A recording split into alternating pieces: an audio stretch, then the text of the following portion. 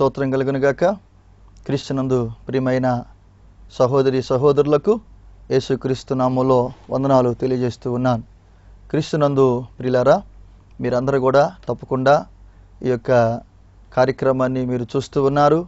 మీరు ఎంతో బలపడుతున్నారని, దీవించబడుతున్నారని మేము నమ్ముతూ ఉన్నాం. మీలో అనేక మాకు ఫోన్ చేస్తూ ఉన్నారు. మీ అభిప్రాయాలు, మీ ప్రార్థన అవసరతలు మాతో పంచుకుంటూ ఉన్నారు. మేము మీకోసం భారంగా ప్రార్థన చేస్తూ ఉన్నాము. మరి ఈ కార్యక్రమం కోసం కూడా మీరు భారంగా ప్రార్థన చేయండి. మీ సహాయ సహకారాలు తప్పక అందించాలని నేను మీకు తెలియజేస్తూ ఉన్నాను. ఈ కార్యక్రమం మిమ్మలను ఆత్మీయంగా బలపరుచుటకు, ఆత్మీయంగా సిద్ధపరచుటకు మాత్రమే ఉద్దేశించబడినవి. మేము అనగా నేను, మా అక్కగారైన మేరీగోల్డ్ గారు దేవుని పరిచర్యకు సంపూర్ణంగా సమర్పించుకునే వారంగా దేవుని సన్నిధిలో మేము కొనసాగుతూ ఉన్నాం. కాబట్టి మా లక్ష్యం ప్రభు కొరకు జీవించుట, ప్రభు కొరకు మరణించుట. ఈ లోక సంబంధమైనటువంటి ఆలోచనలు, ఆశలు లేని వారంగా సంపూర్ణంగా ప్రభు యొక్క మహిమార్థమై జీవించాలనేటువంటి ఉద్దేశంతో ప్రభు చేత ఏర్పరచబడిన, నియమించబడిన బిడ్డలుగా ఆయన సన్నిధిలో ఉన్నాం. కాబట్టి మీరందరూ కూడా ఈ పరిచర్య నిమిత్తం ప్రార్థన చేయాలని, ఈ కార్యక్రమాలు మీరు తప్పకుండా చూడాలని ప్రేమతో మీకు మనవి చేస్తూ ఉన్నాను. క్రీస్తునందు ప్రియులైన హోలీ లైట్ ప్రేక్షకులకు ప్రభు నామంలో వందనాలు తెలియజేస్తూ ఉన్నాం. దేవుని యొక్క పరిశుద్ధ నామాన్ని బట్టి దేవుని ఎంతో ఘనపరచాలి, మహిమపరచాలి, ఆరాధించాలి, దేవుని స్తుతించాలి. దేవుని యొక్క సన్నిధిలో మనమందరము చేరి ఆయన్ని ఘనపరచునట్లుగా దేవుడి మంచి అవకాశాన్ని మనకు కల్పించారు. దేవుని నామానికి స్తోత్రాలు, మా ప్రత్యేకమైన వందనాలు తెలియజేస్తూ ఉన్నాం. దేవుని వాక్యాన్ని ధ్యానం చేసుకుందాం. కొరింథీయులకు రాసిన మొదటి పత్రిక 2వ అధ్యాయము 15వ వచనాన్ని చదువుకుందాం. ఆత్మ సంబంధి అయిన వాడు అన్నిటినీ వివేచించును గాని చేతనైనను వివేచించబడడు. ప్రభువు మనసును ఎరిగి ఆయనకు బోధింపగలవాడెవడు? మనమైతే క్రీస్తు మనసు కలిగిన వారము. ఒక మాట ప్రార్థన చేసుకొని దేవుని యొక్క సన్నిధిలో వాక్యాన్ని ధ్యానించుకుందాం. తల్ల వంచి కండ్లు మూసుకున్నట్లయితే చిన్న ప్రార్థన చేసుకుందాం. కృప కలిగిన దేవ, సర్వాధికారి అయిన తండ్రి, సర్వకృపానిధి, పరిశుద్ధుడా, మీకు వందనాలు, స్తుతులు, స్తోత్రాలు చెల్లిస్తూ ఉన్నాం. ఇదిగోనైనా ఈ సమయంలో నా తండ్రి, నైనా మీ బిడ్డలకు నైనా మీరు ఇవ్వబోతున్న వర్తమానాన్ని బట్టి వందనాలు చెల్లిస్తూ ఉన్నాం. ఆత్మతో మీ బిడ్డలను నింపండి, వినగల చెవి, గ్రహించే మనసును దయచేయండి. మీ సన్నిధిని తోడుగా ఉంచండి. మీకు అప్పగించుకుంటూ ఉన్న మీ వాక్య భాగము ద్వారా మీ బిడ్డలతో మీరు మాట్లాడి మహిమ పొందమని యేసయ్య అతి పరిశుద్ధ నామములో అడుగుచున్నాము తండ్రి, ఆమెన్. ఇక్కడ మనం చదువుకున్న వాక్య భాగాన్ని పరిశీలన చేస్తే, ఆత్మ సంబంధి అయిన వాడు అన్నిటినీ వివేచించును గాని అతడెవని చేతనైనను వివేచించబడడు. ప్రభువు మనసుని ఎరిగి ఆయనకు బోధింపగలవాడెవడు? మనమైతే క్రీస్తు మనసు కలిగిన వారం. దేవుని యొక్క వాక్యాన్ని మనము ధ్యానం చేస్తూ ఉన్నాం. ఇక్కడ పౌలు గారి ద్వారా దేవుడు ఏమని తెలియజేస్తూ ఉన్నాడు అంటే, ఆత్మ సంబంధి అయిన వాడు అన్నిటినీ వివేచిస్తాడు. వివేచన అంటే ఏంటి అనేది మనం ముందుగా తెలుసుకోవాలి. హృదయము ఎలా ఉంది, హృదయంలో ఏ విధమైన ఆలోచనలు ఉన్నాయి, ఏ విధమైన తలంపులు ఉన్నాయి, ఏ విధమైన ఉద్దేశాలు ఉన్నాయి, అవి దేవుని చిత్తమైనవా కాదా అనేది ముందుగా మన హృదయాన్ని మనము పరిశీలన చేయాలి. ప్రకృతి సంబంధి అయిన మనుషుడు ఆత్మ సంబంధమైన విషయాలు గ్రహించలేడు. ఆత్మ సంబంధమైన విషయాలన్నీ అతనికి వెరితనంగా ఉంటూ ఉన్నాయి, అతడు గ్రహించలేడు, అవి అర్థం కావు. అయితే ఒక మనుషునిలోని విషయాలు ఆ యొక్క మనుషునిలో ఉన్న మనుష్యాత్మకు అర్థమవుతాయి. చాలామంది ఏమంటారు అంటే, మాలో లేదు, మేమేమీ తెలుసుకోలేకపోతూ ఉన్నాం, మాకు తెలియదండి, ఇవి తప్పు అని మాకు తెలియదు అంటారు. కానీ అతనిలో ఉన్న మనుష్యాత్మకి, అతనిలో ఉన్న ఆ యొక్క బలహీనతలేంటో, పాపాలేంటో, ఆ ఆలోచనలు ఏంటో అతనికి తెలుసు ఖచ్చితంగా. మా విషయాలు, మా హృదయంలో ఏ ఆలోచనలు మాకు తెలియదు ఎవరైనా చెప్పినా కూడా అది అబద్ధమే అని మనం అనుకోవాలి.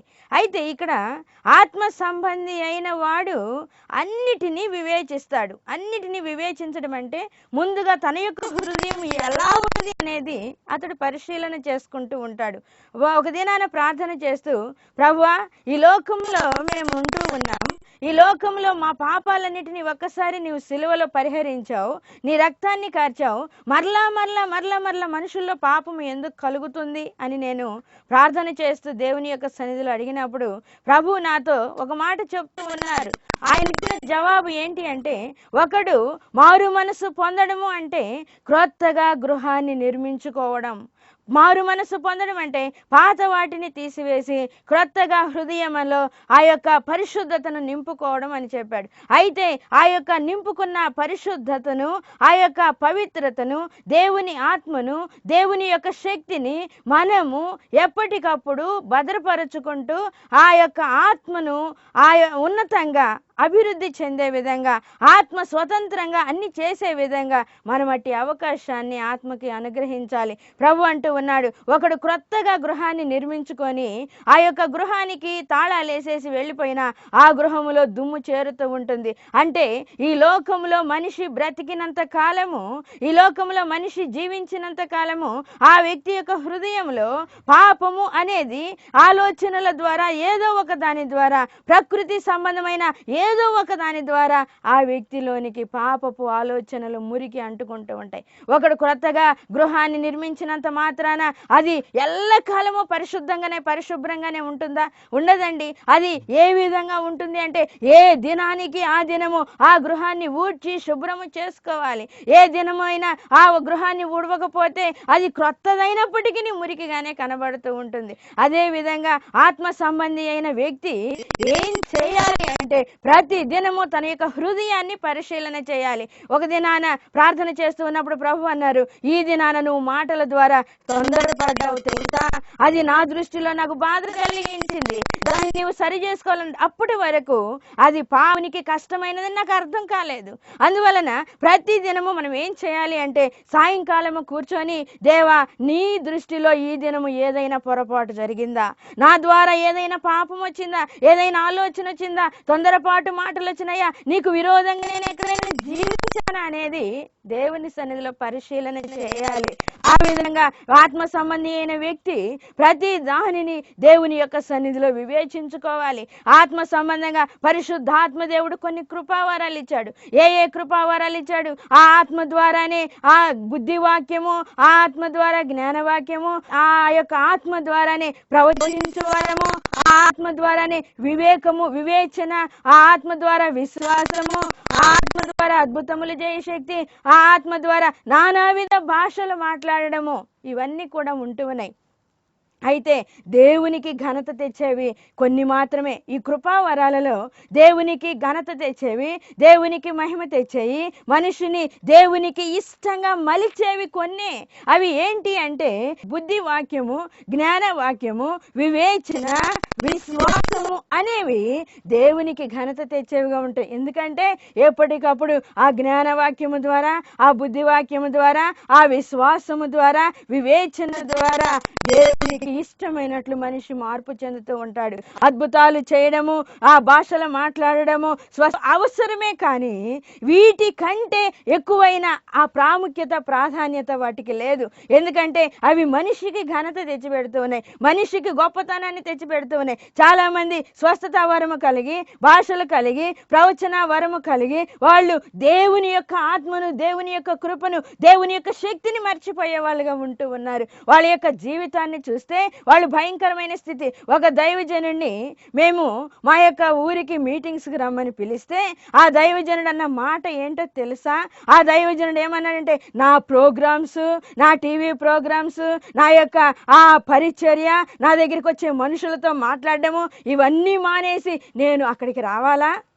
చూడండి దేవుని ఆత్మ ఏం చెప్తూ ఉంది, దేవుని ఆత్మ ఏమి మాట్లాడుతూ ఉంది, ఏది దేవునికి ఇష్టమైనది, ఏది దేవునికి కష్టమైనది ఆలోచన చేయాలి. ఆయన అంటూ ఉన్నాడు, ఆ విధంగా నేను రావాలా అంటే నేను అన్నాను, ఏది దేవుని చిత్తమో కొద్దిసేపు మోకరించి ప్రభువుని అడిగి తెలుసుకోండి.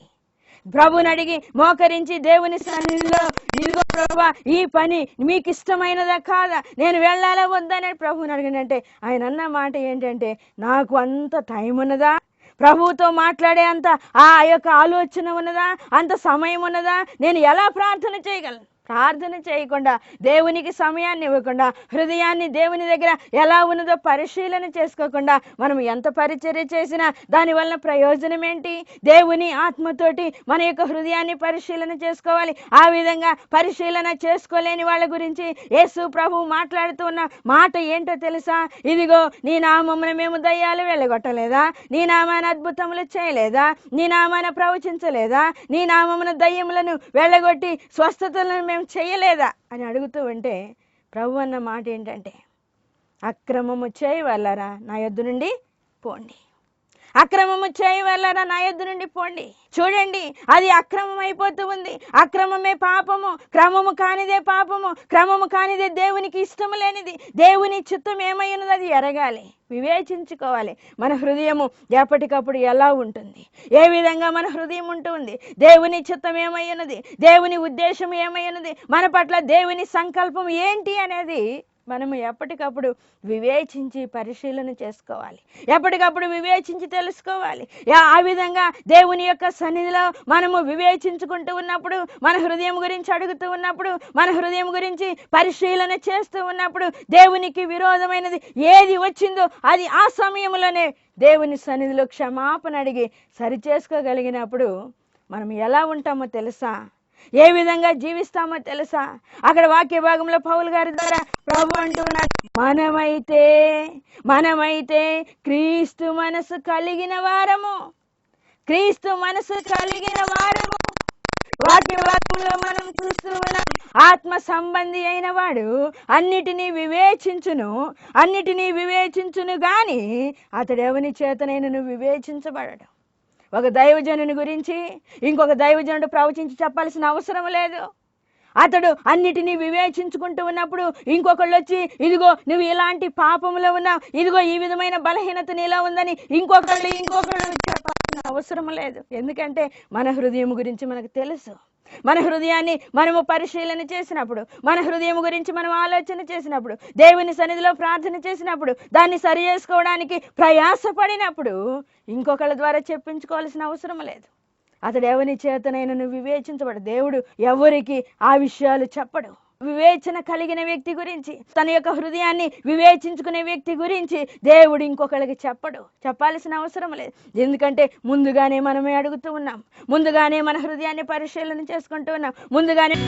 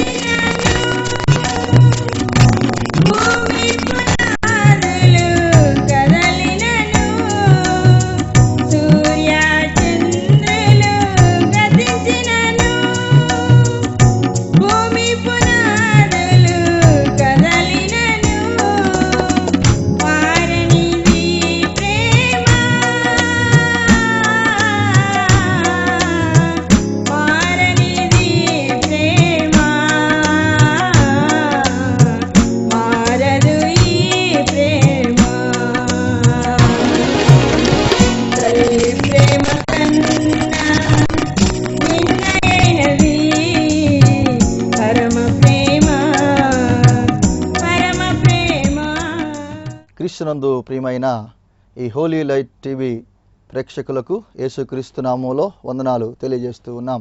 ఈ యొక్క వర్తమానాలు మీ హృదయాలను, మీ యొక్క ఆత్మీయ జీవితాలను కదిలిస్తున్నాయని మేము నమ్ముతూ ఉన్నాం.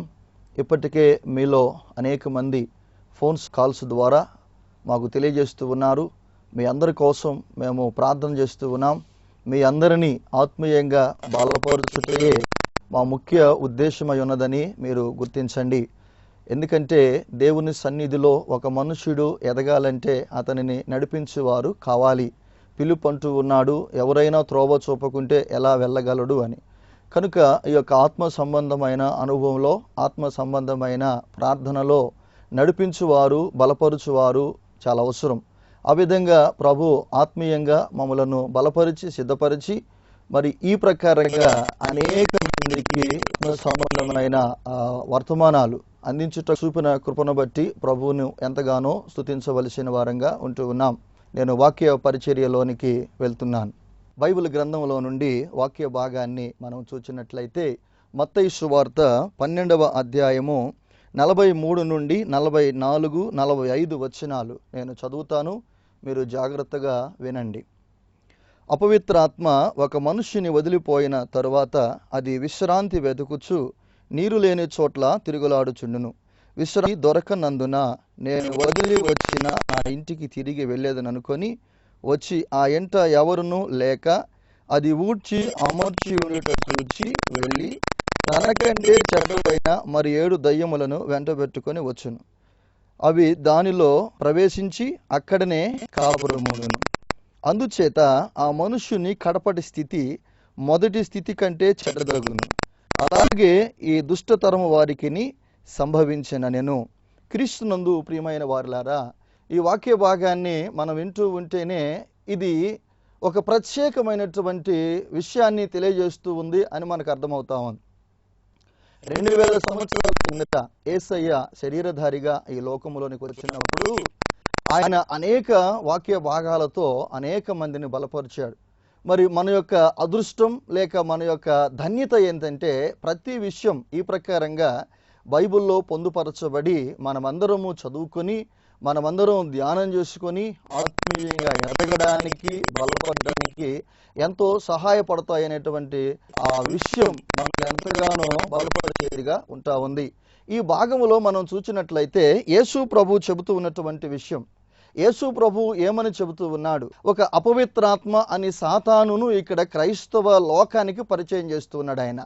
అప్పటి వరకు కూడా సానటువంటి వారు, ఒక విధంగా చెబితే పాత నిబంధన భక్తులు, పాత నిబంధన పరిచర్యలో ఈ విధమైన అపవిత్రాత్మ, ఈ విధమైన సాతాను అనేది చాలా తక్కువ చోట్ల మాత్రమే అది కనిపిస్తూ ఉంటుంది. ఆది కాండంలో సర్పములాగా సాతాను కనిపిస్తుంది. తర్వాత సౌలు విషయంలో కనిపిస్తూ ఉంది. ఆ తర్వాత యోబు గ్రంథంలో కనిపిస్తూ ఉంటుంది సాతాను. చాలా తక్కువ సార్లు, చాలా తక్కువగా దాని యొక్క కార్యకలాపాలను మనం గుర్తించడం జరుగుతూ ఉంది. అయితే క్రొత్త నిబంధనలోనికి వచ్చిన తర్వాత యేసు ప్రభు పరిచర్య ప్రారంభమే సాతాను మీద యుద్ధంగా, సాతాను మీద పోరాటంగా ఆయన తెలియజేస్తూ ఉంటాడు. మత్తయి సువార్త 4వ అధ్యాయంలో మనం చదువుతాం. యేసయ్య ఉపవాసం ఉండి ప్రార్థన చేయడానికి అరణ్యానికి వెళ్ళినప్పుడు సాతాను శోధించుటకు యేసు ప్రభు దగ్గరికి వచ్చి 40 దినాలు యేసు ప్రభుతో కూడా ఉండి సాతాను శోధించడం ప్రారంభించింది. అప్పుడే క్రైస్తవ లోకానికి సాతాను శోధకుడు అనే విషయం అర్థమైంది. అప్పటిదాకా సాతాను శోధకుడు అనే విషయము క్రైస్తవ లోకానికి తెలియదు. సాతాను కొంతమందినే శోధిస్తుంది, సాతాను అందరినీ శోధించదు. ఇది అందరికీ కాదు అనేదే మనకు తెలుసు. కానీ సాతాను ప్రతి ఒక్క వ్యక్తి దగ్గరికి వస్తుంది, ప్రతి ఒక్క వ్యక్తిని శోధిస్తూ ఉంది అనే విషయం మాత్రం చాలా తక్కువ మందికి తెలుసు. అయితే యేసు ప్రభు ఈ లోకంలోనికి వచ్చుట వలన యేసయ్య ఆయన ఎత్తి చూపించింది సాతాన్ని.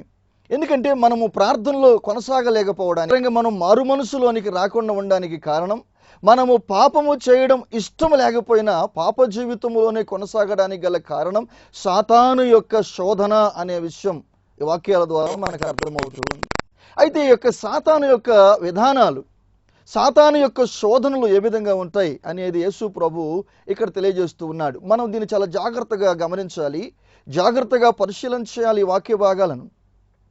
ఇక్కడ చూస్తా ఉన్నాం, అపవిత్రాత్మ ఒక మనుష్యుని వదిలిపోయిన తరువాత అది విశ్రాంతి వెతుకుచు నీరు లేని చోట్ల తిరుగులాడుచుండును. ఇక్కడ రాయబడుతున్నటువంటి విషయం, అపవిత్రాత్మ ఒక మనుష్యుని వదిలిపోయిన తరువాత, ఏ మనుష్యుడైతే యేసయ్యలోనికి వస్తాడో, యేసు ప్రభు ఈ లోకంలోనికి ఎందుకు వచ్చాడు? యేసు ప్రభు ఈ లోకంలోకి రావడానికి గల ఉద్దేశం ఏంటంటే, ఈ లోకములో ఉన్నటువంటి మనుష్యులు పాపములో బంధించబడిన వారుగా, పాపములో పట్టబడిన వారుగా ఉన్నప్పుడు ఆ పాపము నుండి విడిపించడానికి యేసయ్య ఈ లోకానికి వచ్చాడు. ఈ పాపము నుండి విడిపించడానికి యేసు ప్రభు ఈ లోకానికి వచ్చినప్పుడు అక్కడ మనకి ఏమర్థం అవుతా ఉందంటే, మనుషులు చాలా వారు ఈ మనుషులను సాతాను పట్టి పీడించడం ద్వారా, సాతాను వారి హృదయంలో ప్రవేశించి వారిని శోధించడం ద్వారా, వారిని బలవంత పెట్టుట ద్వారా మనుషులు పాపం చేస్తూ ఉన్నారు. రోమిలికి రాసిన పత్రిక 7వ అధ్యాయంలో కూడా పౌలు గారు అదే చెప్తాడు. అంతరంగములో నేను దేవుణ్ణి ఆరాధిస్తూ ఉన్నాను, ఆత్మ సంబంధమైన నియమములకు నేను లోబడిన వారిగా ఉన్నాను, కానీ నా అవయవములలో వేరొక నియమం ఉన్నట్లుగా నేను చూస్తూ ఉన్నాను, అది నన్ను బలవంతంగా చెరపట్టి లోపరుచుకుంటూ ఉన్నది అని పౌలు గారు తెలియజేస్తాడు. అది బలవంతంగా చెరపట్టి లోపరుచుకొనుట, బలవంతంగా చెరపట్టి లోపరుచుకొని మనల్ని పాపములో పడేస్తూ ఉంది. ఈ బలవంతంగా చెరపట్టి లోపరుచుకొని పాపంలో పడేస్తూ ఉన్నటువంటి ఈ సాతానును జయించుటకు, సాతాను నుంచి విడిపించుటకే యేసు ప్రభు శరీరధారిగా ఈ లోకములోనికి వచ్చాడు. ఆయన లోక పాపములను మోసుకొని పోవు దేవుని గొర్రెపిల్లగా యేసయ్య ఈ లోకములోనికి వచ్చి ఆయన పాపమును పరిహరించాడు. ఆయన శిలువ రక్తము చేత పరిహరించబడిన వారముగా, కడగబడిన వారంగా, పరిశుద్ధపరచబడిన వారంగా ప్రభు యొక్క సన్నిధిలో మనం ఉన్నాం. అప్పుడు ఏ మనుషుడైతే యేసు ప్రభువే నిజదేవుడని, యేసు ప్రభువే నిజరక్షకుడని గుర్తిస్తాడో వాడు యేసు ప్రభు దగ్గరికి వస్తాడు. యేసు ప్రభు దగ్గరికి వచ్చిన వెంటనే అతడు పాపి అనే విషయాన్ని గుర్తిస్తాడు. ఎందుకంటే వాక్యం చెబుతూ ఉంది ఏది పాపమో, ఏది చేయకూడదో, ఏది చేయాలో అనేటువంటిది. బైబిల్ గ్రంథంలో తప్ప మరి ఎక్కడ కూడా ఈ విధమైనటువంటి పాపాలను ఖండించటం అనేది మనకు కనిపించదు. లోకములో ఈ విధమైనటువంటి విధానాలు ఎక్కడ కనిపించవు. బైబిల్ గ్రంథంలోనే మనకు కనిపిస్తాయి, బైబిల్ గ్రంథంలోనే మనకు దొరుకుతాయి ఈ విషయాలన్నీ కూడా.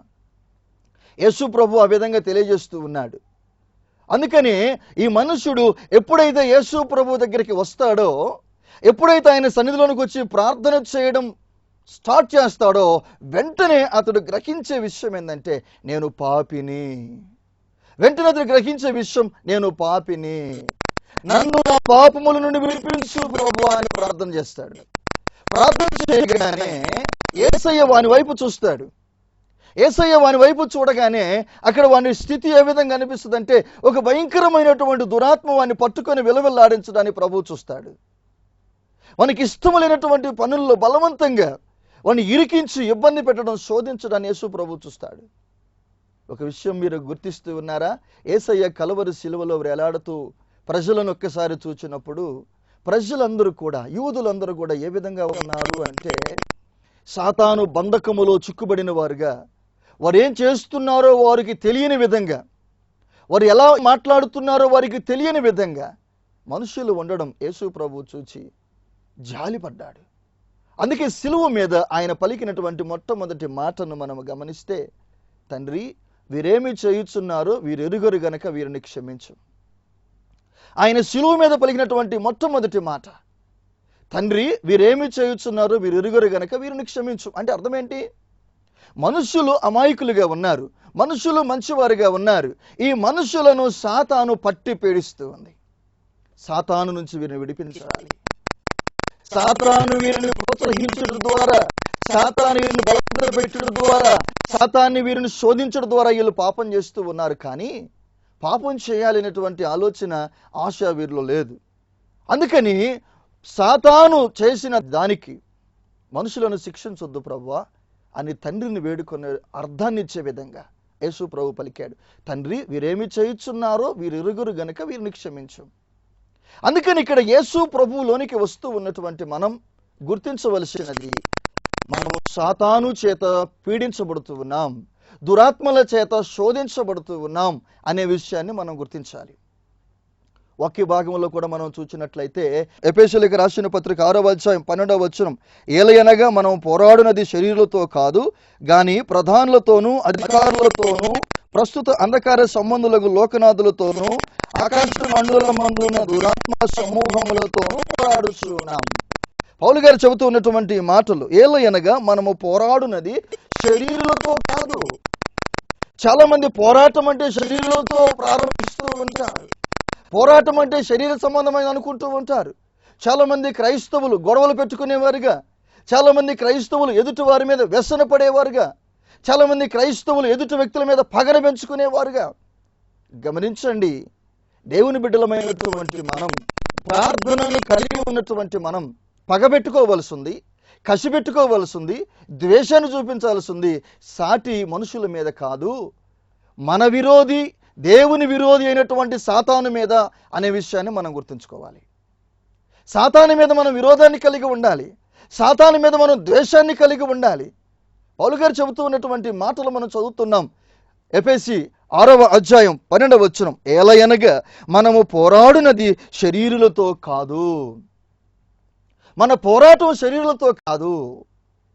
శరీరులతో పోరాటం ఎంత మాత్రం కూడా మీరు చేయొద్దు. కొన్ని సందర్భాల్లో ప్రభువు చెప్తాడు, నా యొక్క వ్యక్తిగత అనుభవంలో కూడా. ఎందుకంటే నేను కూడా ఒక మనిషిగా ఉన్నప్పుడు కొంతమంది వ్యక్తులు నాకు వ్యతిరేకంగా ఆలోచన చేస్తూ ఉన్నప్పుడు, నాకు వ్యతిరేకంగా ప్రయత్నాలు చేస్తూ ఉన్నప్పుడు ఖచ్చితంగా నాకు కూడా బాధ, కోపం వస్తాయి. ఎందుకంటే నేను కూడా ఒక మనిషిగా ఉన్నాను. అలాంటి పరిస్థితుల్లో నాకేం చేయాలని అర్థం కానప్పుడు నేను మోకరించి ప్రార్థన చేస్తాను. నేను మోకరించి ప్రార్థన చేసినప్పుడు ప్రభువు నాతో మాట్లాడతాడు.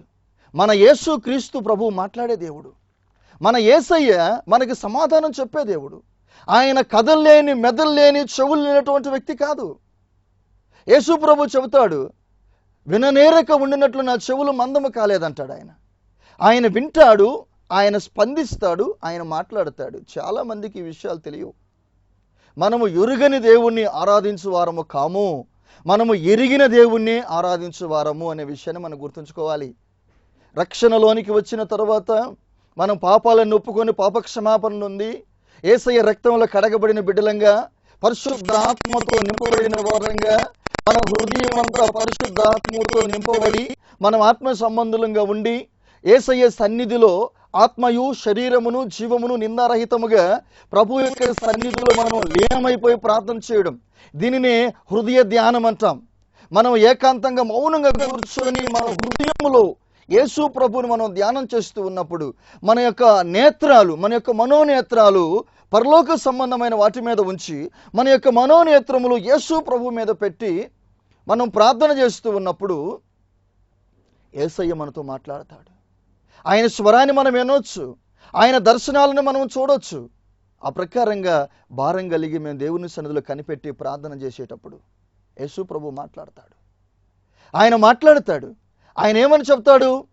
నేను ప్రార్థన చేశాను, ఏంటి ప్రభువా ఇలా జరుగుతూ ఉంది, నేనేం చేయాలి, నేనేం చేయగలను? నేను నీ సన్నిధిని కాదని, నీ నియమాలను కాదని, నీ క్రమాలను కాదని, నీ యొక్క నిబంధనలను కాదని నేను ఏమీ చేయలేని వాడనై ఉంటున్నాను. మరి ఏంటి పరిస్థితి అని నేను ప్రార్థన చేస్తూ ఉన్నప్పుడు ప్రభు నాతో ఏం చెప్పాడు తెలుసా? వారి మీద కాదు నువ్వు కోపాన్ని పెట్టుకోవాల్సింది, వారి మీద కాదు నువ్వు బాధపడాల్సింది, వారిని ఆ విధంగా శోధిస్తూ ఉన్నటువంటి సాతాను మీద, వారిని ఆ విధంగా ప్రోత్సహిస్తూ ఉన్నటువంటి సాతాను మీద, వారు ఆ విధంగా ప్రోత్సహించబడుతూ ఉన్నారు, వారు ఆ విధంగా శోధించబడుతూ ఉన్నారు. కాబట్టి నీవు ఆ సాతాను గురించి ప్రార్థన చేయి. వారిని ఆ విధంగా శోధిస్తూ ఉన్నటువంటి సాతాను మీద విడుదల ఈ ప్రభువా, జయం ఈ ప్రభువా అని అడుగు, ప్రార్థన చేయి కొద్దిసేపు. ఆ సాతాను వాళ్ళు విడిచిపెట్టి వెళ్తే వాళ్ళు నిమిత్త మాత్రులు, వాళ్ళు చాలా మంచివారు. సాతాను వారిని శోధించడం ద్వారా వాళ్ళు ఏం మాట్లాడుతున్నారో, వారు ఏం ఆలోచిస్తూ ఉన్నారో, వారు ఏం ప్రవర్తిస్తూ ఉన్నారో అర్థం కాని విధంగా వ్యవహరిస్తూ ఉన్నారు. యేసు ప్రభువు గురించి కూడా 1 కొరింథీయులకు రాసిన పత్రిక 2వ అధ్యాయము 9-10 వచనాల్లో మనం చదివితే అక్కడ ఏం రాయబడి ఉంటుందో తెలుసా? ఈ మర్మము వారికి తెలిసి ఉంటే సత్యస్వరూపి అయిన క్రీస్తును వారు సిలువ వేయకపోయి ఉందురు. పౌలు గారు చెప్తాడు కొరింథీ సంఘంతో, ఈ మర్మము వారికి తెలిసి ఉంటే సత్యస్వరూపి అయిన క్రీస్తును వాళ్ళు సిలువ వేసేవారే కాదు. కాబట్టి చాలా విషయాలు వారికి తెలియదు. ఈ దేవుని బిడ్డలను ఇలా మాట్లాడకూడదు, దేవుని సన్నిధిలో ఇలా ఉండకూడదు, వాక్యాన్ని మనం ఇలా విమర్శించకూడదు, ప్రార్థనా పరులను మనం హేళన చేయకూడదు, ఇవి మనకి శాపాలు, ఇది మనకు చాలా శోధనలు తెచ్చిపెడుతుంది అనే విషయం తెలియని వారుగా. కారణం సాతాను వారిని శోధిస్తూ ఉంది, వారు సాతాను బంధకములో ఉన్నారు అని యేసు ప్రభు చెబుతూ ఉన్నాడు. వారిని ఆ విధంగా శోధిస్తూ ఉన్న సాతాను నుంచి విడిపించు ప్రభు అని ప్రార్థన చేయి. సాతాను వారిని విడిచిపెట్టి వెళ్ళిపోతే వారు చాలా మంచి వారుగా, వినయము విధేయత కలిగిన వారుగా, లోబడి ఉండే బిడ్డలుగా ఉంటారు అని యేసు ప్రభు తెలియజేశాడు. క్రీస్తునందు ప్రియమైన వారులారా, వాక్యాన్ని జాగ్రత్తగా గమనించండి. ఒక టైంలో దావీదు వెళ్తూ ఉంటే షిమి అనేటువంటి ఒక వ్యక్తి దావీదును తిడుతూ ఉంటాడు. సమూయేలు గ్రంథంలో చూస్తాం మనం. దావీదు వెళ్తూ ఉంటే షిమి అనే వ్యక్తి దావీదును తిడుతూ ఉంటాడు. సైనికులు ఈ షిమి తిడుతూ ఉన్నాడు, నేను వెళ్ళి వాడి మీద పడుదునా, వాడిని సంహరించునా అని సైనికులు అన్నప్పుడు దావీదు అంటాడు, దేవుడే వాడిని ఆ విధంగా అనుమతించినప్పుడు మనం ఏం చేయగలము అంటాడు. ఇక్కడ మనకి ఏమర్థమవుతా ఉంది? సాతాను శోధకుడుగా వచ్చి శోధిస్తూ ఉన్నాడు. కనుక మన పోరాటం అనేది సాతాను మీద యుద్ధంగా ఉండాలి. సాతానును జయించాలి, అపవాదిని ఎదురించుడి అనేటువంటి మాటలు బైబిల్ గ్రంథంలో మనం అక్కడక్కడ చూస్తూ ఉంటాం. వాక్య భాగంలో గమనిస్తే యేసు ప్రభు చెబుతూ ఉన్నాడు, ఇక్కడ అపవిత్రాత్మ ఒక మనుష్యుని వదిలిపోయిన తరువాత అది విశ్రాంతి వెతుకుచు నీరు లేని చోట్ల తిరుగులాడుచూ ఉండును. అపవిత్ర ఆత్మ ఒక మనుష్యుని వదిలిపోయిన తరువాత నీరు లేని చోట్ల తిరుగులాడుతూ ఉంటుంది. ఇప్పుడు వరకు మనం విన్న ప్రకారంగా ఒక మనుష్యుడు ఎప్పుడైతే యేసు ప్రభు దగ్గరికి వచ్చి పాపాలను గుర్తించి ప్రార్థన చేస్తాడో, పాపాలు ఒప్పుకుంటాడో, పాపమునకు జనకుడుగా ఉన్నటువంటి సాతాను మన హృదయంలో నుంచి పాపం బయటకు రాగానే సాతాను కూడా బయటకు వెళ్ళిపోతాడు. అప్పుడు దాకా మన హృదయాన్ని ఏర్పాటు చేస్తూ ఉన్నటువంటి సాతాను ఎప్పుడైతే ఆ సాతానుకు సంబంధించినటువంటి ఆ పాపమంతటిని మనం బయటేస్తామో అప్పుడు సాతాను కూడా హృదయంలో నుంచి బయటకు వచ్చేస్తాడు. హృదయంలో నుంచి సాతాను బయటకు రాగానే మనం పరిశుద్ధంగా నీతిమంతులంగా ఉంటాం. ఈ సాతాను ఏం చేస్తుందో తెలుసా? అది విశ్రాంతి వెతుకుచు నీరు లేని చోట్ల తిరుగులాడుచూ ఉండును. విశ్రాంతి వెతుకుచు నీరు లేని చోట్ల తిరుగులాడుతూ ఉంటుంది. నేను మీకు సూటిగా చెప్పవలసినటువంటి అంశం ఇది. ఎందుకంటే చాలా మందికి తెలిసిన విషయం ఏంటి తెలుసా? సాతానుని గద్దించడం తెలుసు, సాతానుని ఎదిరించడం తెలుసు, సాతాను గురించి ప్రార్థన చేసి సాతాన్ని వదలగొట్టడం తెలుసు, ఈ పాపాలను ఒప్పుకొని విడిచిపెట్టడం తెలుసు. అంతటితోటి ఏమనుకుంటారంటే నేను పరిశుద్ధురాలనైపోయాను, నా హృదయం అంతా దేవుని ఆత్మతో నింపబడి ఉన్నది, నాకు ఇంకేం కాదని సాతానును చాలా మంది మర్చిపోతారు. చాలా మంది సాతానును మర్చిపోతారు. విశ్వాసులు మాత్రమే కాదు, పాస్టర్స్ కూడా, దేవుని పరిచర్యలో ఉంటున్నటువంటి చాలా మంది ఈ సాతానును మర్చిపోయేవారుగానే ఉంటా ఉన్నారు. కానీ సాతాను మనల్ని మర్చిపోదు. ఎందుకు మర్చిపోతుంది? ఎంతో కాలం మన శరీరంలో, ఎంతో కాలం మన హృదయంలో వాడు నివసిస్తూ మన హృదయాన్ని వాడికి ఇష్టకరమైన రీతిలో మలుచుకొని వాని యొక్క ఆశలు, వాని యొక్క దురాశ మన ఎడల నెరవేర్చుకునేవాడుగా ఉన్నాడు. కాబట్టి సాతాను మనల్ని ఎట్టి పరిస్థితుల్లో కూడా మర్చిపోదు. అది తిరిగి నేను విడిచి వచ్చిన ఇంటికే తిరిగి వెళ్ళేదను అని అనుకుంటుంది. అదే ఇంటికి వస్తాను అనుకున్నప్పుడు నీ పరిస్థితి అప్పుడు ఏ విధంగా ఉంటా ఉంది? సాతాను తిరిగి మరలా వస్తుందేమో అనేటువంటి గ్రహింపు నువ్వు మర్చిపోయినట్లయితే, అనేకులకు ప్రార్థన చేస్తూ ఉన్నాం, అనేకులకు వాక్యాన్ని బోధిస్తూ ఉన్నాం, అనేక విషయాల గురించి మనం ప్రార్థన చేస్తూ ఉన్నాం. కానీ ఏం జరుగుతుందో తెలుసా? మనం ఎక్కడెక్కడైతే దురాత్మలను వదలగొడతామో, ఎక్కడెక్కడే దురాత్మల కోసం మనం ప్రార్థన చేస్తామో ఆ దురాత్మలన్నీ మన మీద దాడి చేయడానికి ప్రయత్నం చేస్తూ ఉంటాయి. అందుకని ఇక్కడ వాక్య భాగంలో కూడా అపోస్తలుడు పౌలు గారు ఏమని చెప్తారంటే, మొదటి కొరింథీయులకు రాసిన పత్రిక 9వ అధ్యాయము 27వ వచనం చదివితే, గాలిని కొట్టినట్టు నేను పొట్లాడుట లేదు గాని ఒకవేళ ఇతరులకు ప్రకటించిన తరువాత నేనే భ్రష్టుడనైపోదునేమో అని నా శరీరమును నలగగొట్టి దానిని లోపరుచుకొనుచున్నాను. అనేకులకు ప్రకటించిన తరువాత భ్రష్టుడైపోవడం అంటే ఏంటి? అనేకులకు ప్రకటించిన తర్వాత భ్రష్టుడు ఎంత అవుతాడనంటే, అనేకులకు ప్రకటించినప్పుడు, అనేక ప్రాంతాల్లో దురాత్మలను వదలగొడుతూ ఉన్నప్పుడు, అనేకులను ఆ పాపాల నుంచి విడిపించే క్రమంలో ఆ దురాత్మలను వదలగొడుతూ ఉన్నప్పుడు ఆ దురాత్మలన్నీ కూడా మన మీద దాడి చేయడానికి ప్రయత్నం చేస్తూ ఉంటాయి. మీరు ప్రార్థన చేసేటప్పుడు కూడా, మీరు విజ్ఞాపనలో కూర్చున్నప్పుడు కూడా ఎవరెవరి కోసం అయితే మీరు ప్రార్థన చేస్తూ ఉంటారో వారిని విడిచిపెట్టినటువంటి దురాత్మల సమూహాలన్నీ నీ మీదకి వస్తూ ఉంటాయి. గమనించండి, గెరాసీనుల ప్రాంతంలో యేసు ప్రభు వెళ్ళినప్పుడు అక్కడ ఒక వ్యక్తి, శానా అనేటువంటి ఒక వ్యక్తి కనబడతాడు. వాడు సమాధుల్లో ఉంటాడు, బట్టలు లేని వాడిగా ఉంటాడు. యేసు ప్రభు ఆ దురాత్మలను వదలగొట్టే క్రమంలో ఆ దురాత్మలు ఏమంటూ ఉన్నాయి? పాతాళానికి వెళ్ళమని మాత్రం ఆజ్ఞాపించొద్దు, ఈ పందుల్లోకి బొమ్మని ఆజ్ఞాపించమన్నాయి. అప్పుడు యేసు ప్రభు అనుమతి ఇవ్వగానే పందుల్లోకి వెళ్ళిపోయినాయి. ఆ దురాత్మలను పందులు భరించలేక ఒడిగా పరిగెత్తి ఆ సముద్రంలో పడి చనిపోయినప్పుడు దురాత్మలు మరలా బయటకు వచ్చినాయి. దురాత్మలు మరలా బయటకు వచ్చి ఏం జరిగింది తెలుసా? ఆ గెరాసీన్ల ప్రాంతం మీదకి వెళ్ళిపోయినాయి. గెరాసీన్ల ప్రాంతంలో ఉన్న మనుషులలో ప్రవేశించినాయి. ఆ మనుషులందరూ వచ్చి యేసు ప్రభువుని అడ్డగిస్తూ ఉన్నారు. యేసు ప్రభువుకు భయపడడం, యేసు ప్రభువుకు లోబడ్డం కాదు, యేసు ప్రభువుని వ్యతిరేకిస్తూ ఉన్నారనమాట. మా గ్రామానికి రావద్దు, మా ప్రాంతానికి రావద్దు, నువ్వు వెళ్ళిపో, నువ్వు వెళ్ళిపో, నువ్వు వెళ్ళిపో. కారణం దురాత్మ సమూహముల యొక్క దాడి అని మనం చెప్పుకోవాలి. కనుక దేవుని బిడ్డలారా, మనలను మనము గమనించుకోవడం, ఈ యొక్క దురాత్మలను వదలగొట్టడంలో మనం ఎంతో ప్రార్థన కలిగిన వారంగా ఉండాలి. వదిలిపెట్టినటువంటి దురాత్మ, విడిచినటువంటి దురాత్మ మరలా తిరిగి రావడానికి ప్రయత్నం చేస్తూ ఉంటుంది. నువ్వు ఆత్మతో నింపబడి దేవునితో మనము సహవాసం కలిగిన వారంగా లోతైనటువంటి ఉపవాస ప్రార్థన, లోతైనటువంటి భక్తి జీవితాన్ని మనము కలిగి ఉండకపోతే అది మరలను లోపరుచుకుంటుంది. మరలా లోపరుచుకుంటా అంటే గతంలో మనకు ఉన్నటువంటి ఆశలు, ఆలోచనలు మళ్ళీ కలిగిస్తూ ఉంటుంది అన్నమాట. వ్యభిచారం చేయువాడు రక్షించబడితే వ్యభిచారపు తలంపులు కలిగిస్తూ ఉంటుంది. త్రాగుబోతు రక్షించబడితే ఆ త్రాగనేటువంటి తలంపు కలిగిస్తూ ఉంటుంది. ఒక గొడవలు పెట్టుకునేవాడు రక్షించబడితే తర్వాత అతను మనసు నాటకంగా ప్రేరేపిస్తూ ఉంటుంది. ఒక తిండిబోతు రక్షించబడితే తర్వాత మరలా తిను అనేటువంటి ప్రేరేపణ. ఈ విధంగా మనల్ని విడిచి వెళ్ళినటువంటి ఆ దురాత్మ మరలా మన దగ్గరికి వచ్చి గతంలో మనం ఏమేమి చేసేవారమో వాటన్నిటిని మరలా మనకు రేపుతూ వాటిలో ఒక్కొక్క దాంట్లో మనల్ని దించేస్తూ మనల్ని దెబ్బతీయాలని ప్రయత్నం చేస్తూ ఉంటుంది. అందుకని యేసు ప్రభు చెబుతూ ఉన్నాడు, అపవిత్రాత్మ ఒక మనుష్యుని వదిలిపోయిన తరువాత అది విశ్రాంతి వెతుకుచూ నీరు లేని చోట్ల తిరుగులాడుతూ ఉంటుంది. దానికి ఎక్కడ విశ్రాంతి దొరకనందున నేను విడిచి వచ్చిన ఇంటికే వెళ్ళేదను అనుకుంటుంది.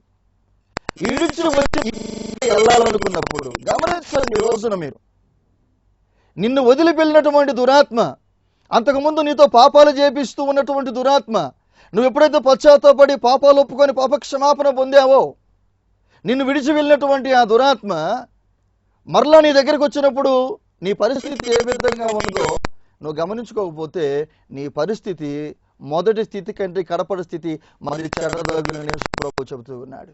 ఆత్మ సంబంధమైన మేల్కొలుపు మీలో రావాలి. ఆత్మ సంబంధమైన గ్రహింపు మీలో రావాలి. మనము ప్రార్థనలో ఎక్కువ సమయం గడపాలి.